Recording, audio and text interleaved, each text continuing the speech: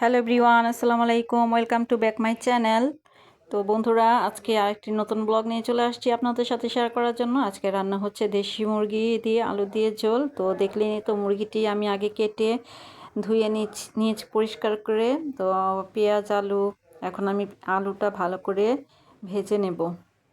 আমি সবসময় আলুটা ভেজে রান্না করি, কারণ আমার ভালো লাগে, এমনি কাঁচাটা দিতে ভালো লাগে না। আলুটা ভেজে একটু রান্না করলে খুবই ভালো লাগে খেতে। তো এখন এই যে লাল লাল করে ভেজে নিলাম।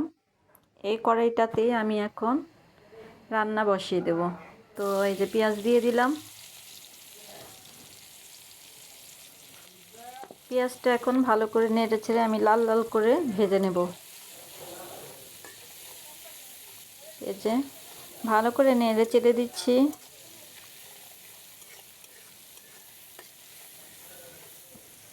তো এই তো লাল হয়ে গেছে, পেঁয়াজটা আমার ভাজা হয়ে গেছে। আমি দুটো তেজপাতা ছিঁড়ে দিলাম। এর মধ্যে দিয়ে দিব মশলা। এখানে যে মরিচের গুঁড়ি, হলদি গুঁড়ি, মুরগির মশলা, আদা রসুন বাটা, ধনিয়া গুঁড়ি সব দিয়ে, লবণ সব দিয়ে ভালো করে এখন আমি মশলাটা কষিয়ে নেব। দিয়ে দেবো একটু পানি। এই মশলাটা যত কষানো হবে তরকারির স্বাদটা তত বাড়বে।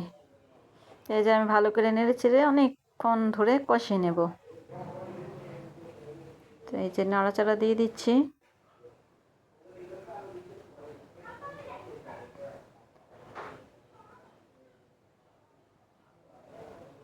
তো এই তো আমার এখন তেল ভাসছে উপরে, একটু দিয়ে দিলাম গরম মশলা বাটা।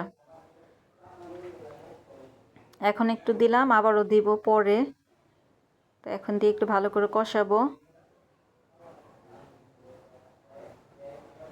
তেলটা উপরে ভেসে উঠেছে, আমার মশলাটা ভালো করে কষানো হয়ে গেছে প্রায়। এরকম কষিয়ে রান্না করলে তরকারি স্বাদ বাড়ে। তো এখন এই যে আমি মুরগির মাংসটি দিয়ে দিলাম। দেশি মুরগি তো এটার জন্য সব একসাথে নিয়ে নিয়েছি।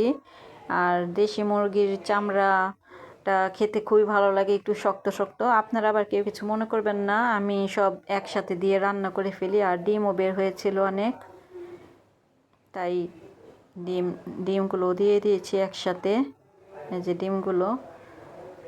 তো এখন ভালো করে নেড়ে চেড়ে দিচ্ছি, মশলার সাথে মিশিয়ে দিচ্ছি।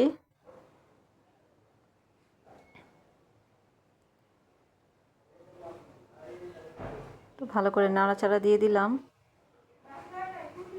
দেশি মুরগি তো একটু সিদ্ধ হতেও সময় লাগবে।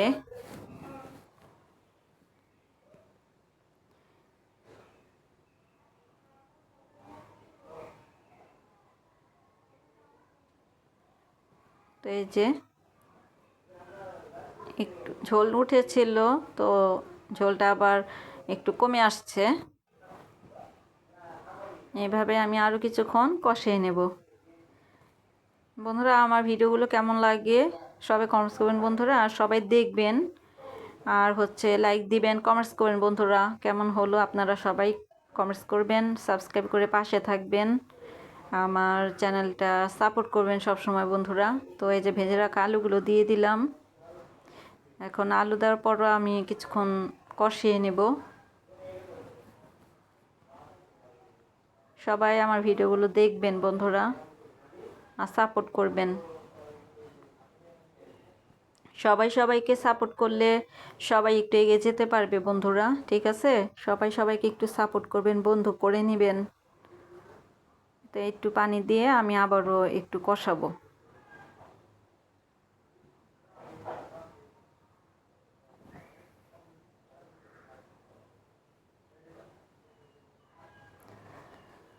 তো আবার একটু পানি দিয়ে যে কষিয়ে নিচ্ছি। তো এই যে দেখলেনি তো, অনেকক্ষণ ধরে কষালাম। আলু দেওয়ার পরও আবার ভালো করে একটু কষিয়ে নিলাম। এখন পানিটা টেনে আসছে আমার। এখন আমি ঝোলটা দিয়ে দিব। আর একটু নেড়ে চেড়ে এখন আমি ঝোলটা দিয়ে দিব। তো এই যে পানিটা দিয়ে দিলাম।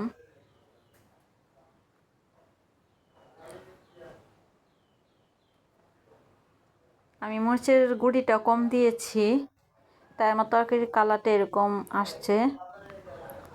পরে জাল যখন বেশি জাল দেওয়া হবে তখন ঠিক হয়ে যাবে। তো এই যে আবার একটু গরম মশলা বাটা দিয়ে দিলাম। আমার কাছে মনে হচ্ছিল একটু কম হয়েছে, তা আবার একটু দিয়ে দিলাম। তো এখন তরকারিটা প্রায় হয়ে গেছে, নামানোর আগে একটু গরম মশলা গুঁড়ি দিলাম আবার, আর হচ্ছে যে জিরা গুঁড়িটা দিয়ে দিলাম।